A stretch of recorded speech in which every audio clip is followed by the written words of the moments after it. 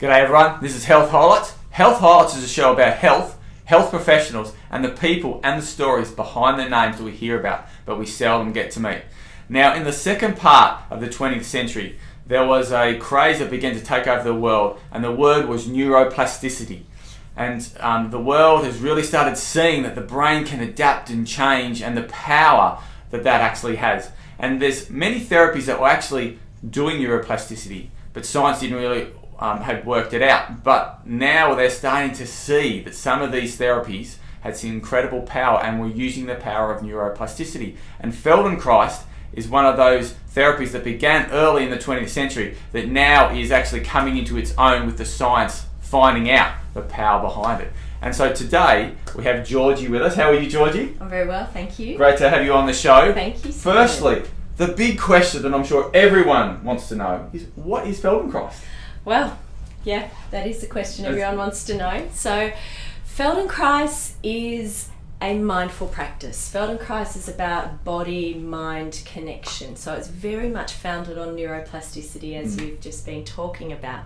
So it's looking at the brain's way of making change, of making sustainable change. So in Feldenkrais, what we're looking at is mindfulness through movement. So we use movement as the vehicle for making change, for learning more about ourselves, for learning how to feel more comfortable in our bodies, how to move with greater ease and comfort, how to find clarity of thought, how to find calming of our emotional state. So it's very much a holistic health method, and it incorporates the mind and body aspects of our whole selves. Wonderful. Wow.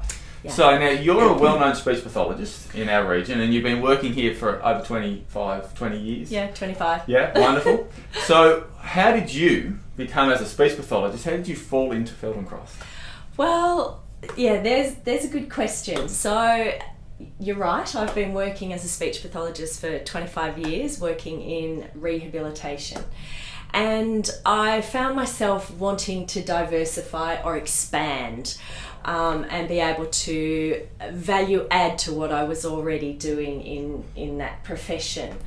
And so I was looking for ways that I could work with clients in a way where they took more ownership for their health and well-being and their recovery. And I have had a long association with Feldenkrais. So I have a mother who's a physiotherapist and a Feldenkrais practitioner, so I'd known of Feldenkrais for many, many years and had known of the benefits, the values of it. And it came, a training came up at a pivotal point in my life, and I decided to take the leap and invest in a 4-year training program. Wow. Yeah. 4-year training program to value add to what I currently do as a speech pathologist. So what I love about the fact that I've now got the two disciplines is that I can work solely as a speech pathologist, work solely as a Feldenkrais practitioner, or blend the two as Wonderful. I see fit for the requirements of the clients with whom I'm working. And I love that. I love that. It's diversity. There's nothing like doing something that you love. No, because that doesn't feel like work, does it? No, Nice. love it. So, talked about neuroplasticity. So how is neuroplasticity outworked in Feldenkrais for your clients? Sure. So neuroplasticity, as we all know, is the brain's way of making change, of being adaptable, of creating new pathways, easier pathways. So Feldenkrais is very much founded on the neuroplasticity, in that we are exploring easier movement, finding easier, more comfortable ways to move, more comfortable, easier ways to have clarity of thought, to be calm, to engage in everyday activities. It's also founded on, the method is also founded on biomechanics, which is a science. Yes. Which we know the sciences neuroplasticity is about many of the sciences. So there's the biomechanics. It's founded on the biomechanics. It's founded on human movement and human development as well. So that's very much in line with the neuroplasticity. So is it about you teaching people to do a particular movement as an ongoing thing so that they actually begin to rewire? Is that how it works? Well, in a way, but if I could be a little bit more specific about it, it's about me as the Feldenkrais practitioner guiding the client. So it's a very interactive, collaborative process where the client is learning to feel ease, comfort, confidence, vitality. So I am not doing to a client. It's a little bit different. So it's not a therapy as such. It's more of it sits in the education paradigm. So it's very much about together as practitioner and client, there is learning. Wow. Okay. Learning, and that's where the other link is with the neuroplasticity, which is very much about learning. And we're always looking with neuroplasticity to find ease, to find comfort. Wonderful. Wow. So what we're going to do is we're going to actually show you right now a class, and Georgie actually leading that class and talking through what actually they're doing as a instructor and how Feldenkrais actually works. So we're going to cut to that right now. And then, by comparison, or the opposite of fold, about the reaching. How far will you reach up? Up to the stars. How do you do that? Yeah. And then you can lie on your backs with your arms and legs long.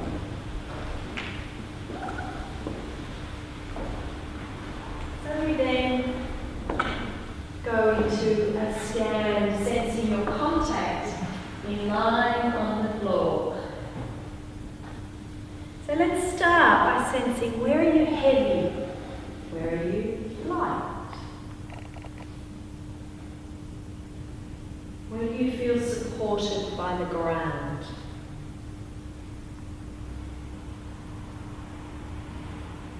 Notice your breathing.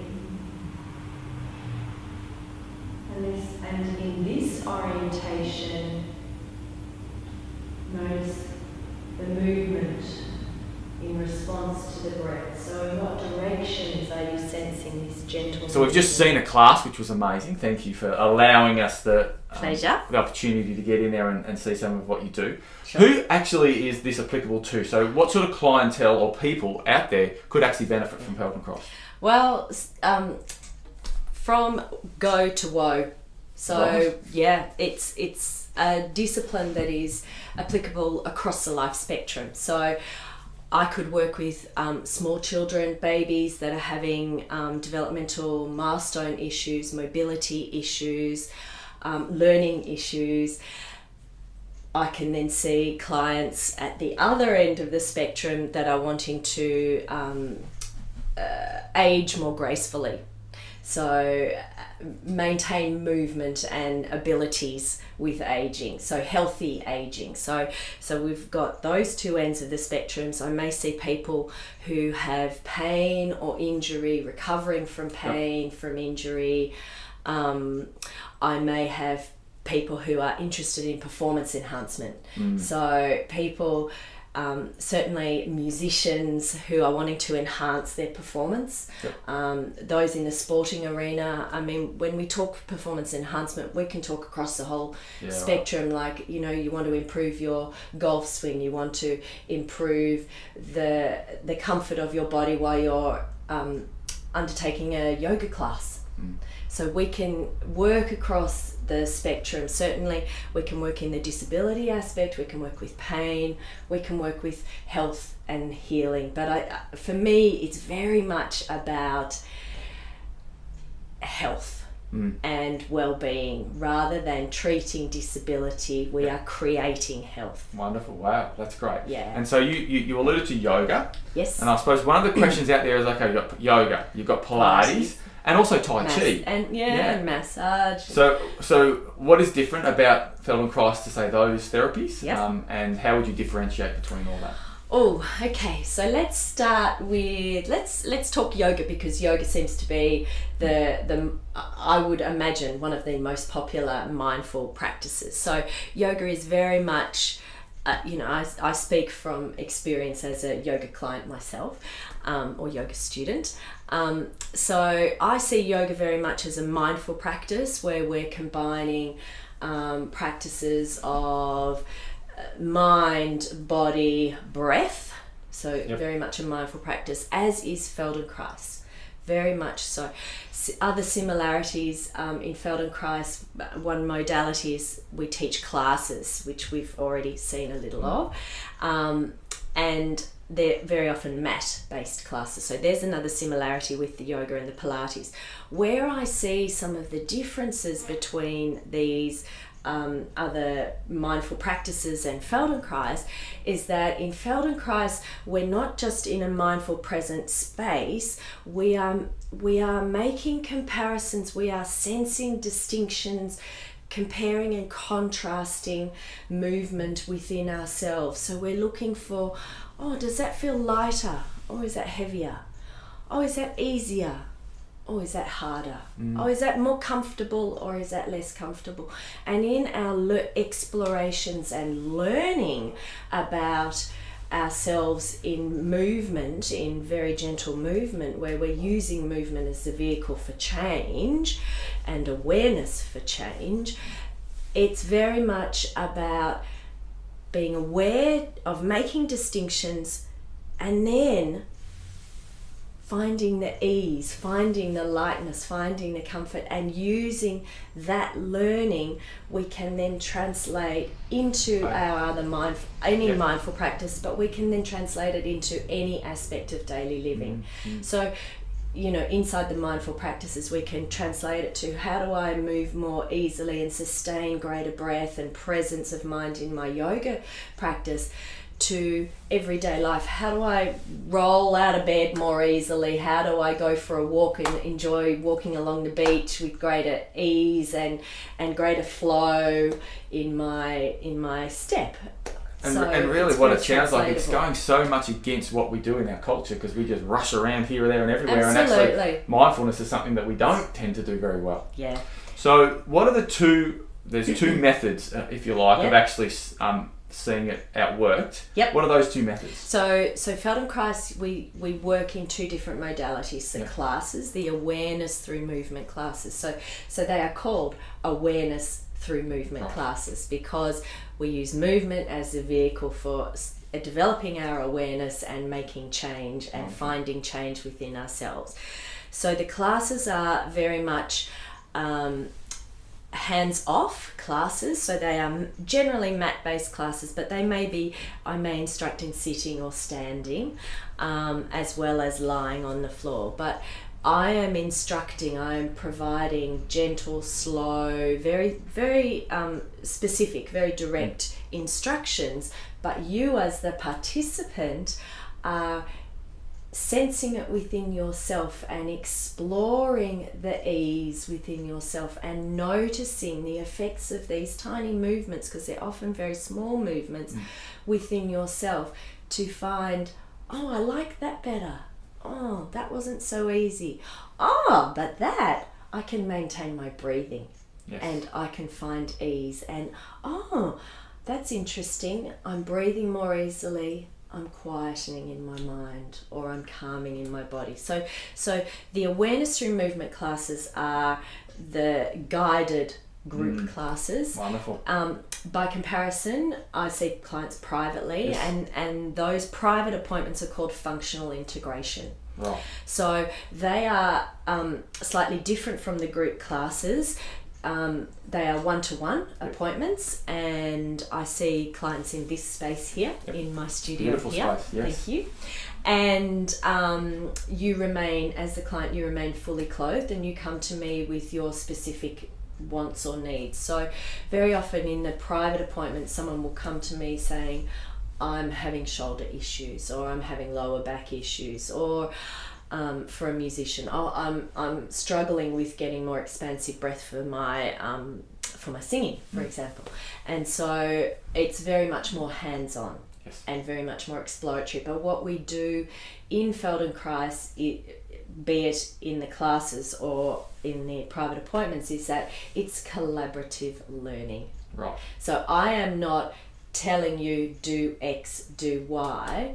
I am inviting suggestions, and you are sensing it within yourself. So you become the authority on your own self, your own body. And I think that's one of the really empowering things about Feldenkrais. Wow. And so you learn tools for self-care. Mm. And they are yours. You own them. Yep. They're yours. I'm not telling you what they are, because you have discovered them within yourself, because it's about self-discovery. And then as you've discovered it, it changes the brain and it becomes a habit.